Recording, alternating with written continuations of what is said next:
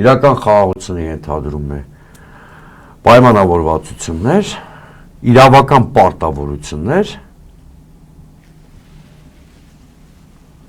իրավական պարտավորություններ եւ քաղաքական պատասխանատվություն։ Այս երեք բաղադրիչներից որևէ մեկը չկա։ Ինչ խաղաղության մասին է խոսքը, երբ որ խաղաղության պայմանագիրը ստորագրված չի, ռազմագերիներին ցմահ ազատազրկում են ուզում Բաքվում գտնվող մեր հայրենակիցներին։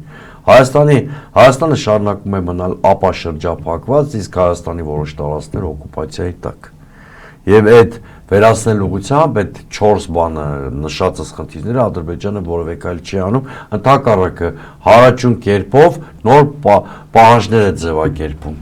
Օրինակ այդ սահմանադրության պահանջը իսկականացած շարված նախկին արտգործնախարար Զուլֆագարովը, որը ելի ուղղորդվում է նախագահ Ալիևի եւ նրա շրջապատի կողմից, բացահայտորեն հաստատեց, որ մեղրի երկաթուղին պետք է պատկանի Ադրբեջանին։ Այո։ Կասկած չունենեք, որ սա էլ է փաթեթավորվելու որպես պահանջ ժամանակի ընթացքում։ Հիմա նման պայմաններում այդ 22 վագոնը ոչ թե վագոն վառելանյութի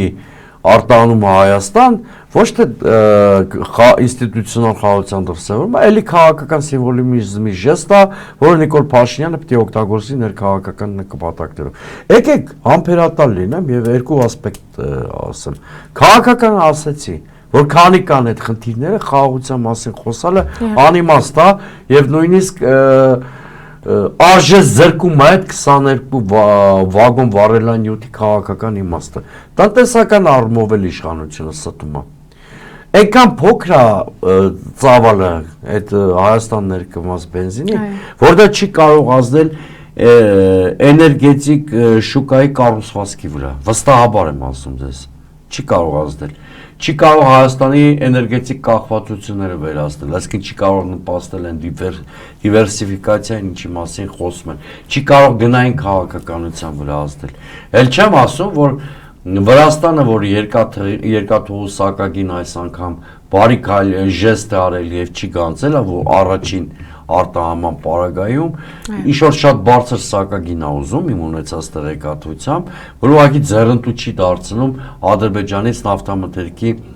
ներմուծումը Հայաստան։ Ուզում եմ ասեմ, սա էլի քաղաքական սիմվոլիզմի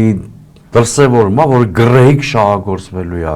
Հայաստանում Նիկոլ Փաշինյանի կողմից նախընտրական տրամաբանության եւ համատեքստի մեջ, ոչ ավելին ասեմ, հատկանշական է, որ Նիկոլ Փաշինյանին